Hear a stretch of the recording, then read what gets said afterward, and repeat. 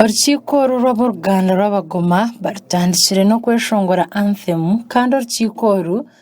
rwebembirishe nkuru w'Abagoma Ntebekine Obadia Rushambuza abatizi b'Abagoma turwatanize hamwe muhekitinizo Ruganda rwetu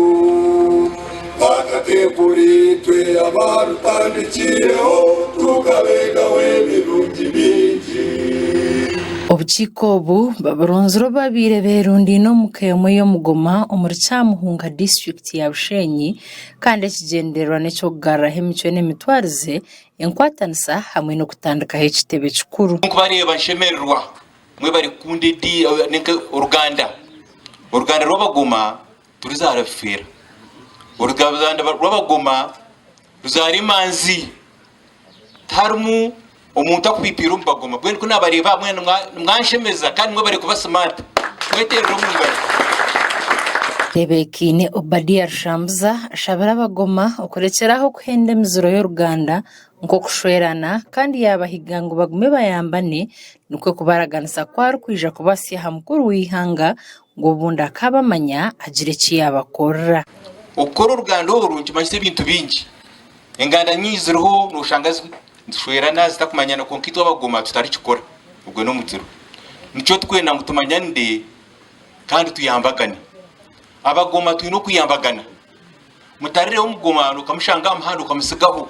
Kanso Marvin Baryaruha arjire yaraganisa b'ekika cy'Abagoma kwari kwija kubahereza itaka ryo mugenzi Baryaruha owabyarishebo eriyahira b'ekika cy'Abagoma takafire ngo bundi bakayombekaho ekijitizo hamwe na office zabo ahibura Mugoma arabe nabashirira okutwara enshonga zabo.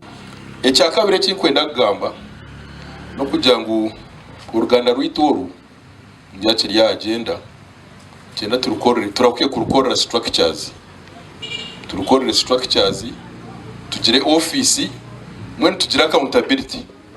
tumanye ngo ibintu bitoza biti ibiriyana bitoza biti. Kanso Marvin Baryaruha agarukire yahaye Uruganda rw'Abagoma Entebe ezirabe nizibahwera zikabakorera entasiya okureba ngo emirimo y'Uruganda yatamburaje. Icyo kubanza nkambaraganise Entebe z'Uruganda kurangu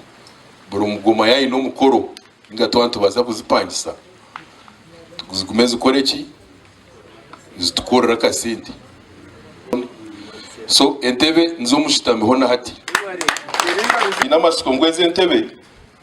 jakoro Uruganda rwito mu rumo gwamani Koni Rwanga orchairman w'ekika cy'Abagoma ayihanangiriza baza habukiko okora emyoga yabe bakwasibwa batagire kuhondanisa Abagoma. Nyende turagument tensa na mnonga zone leaders ba zone